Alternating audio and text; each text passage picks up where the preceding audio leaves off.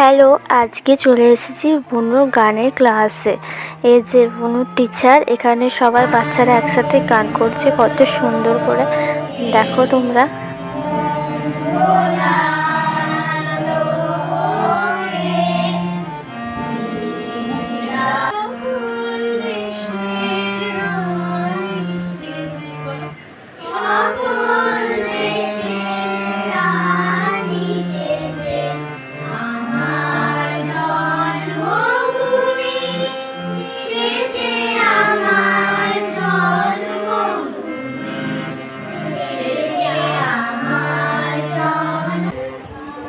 এখন বুনু গান করছে, দেখো সারে গামা পা ধা নিশা গান করছে। আমি তো জানি না, আমি তো কোনোদিন গানই করিনি, শিখিনি।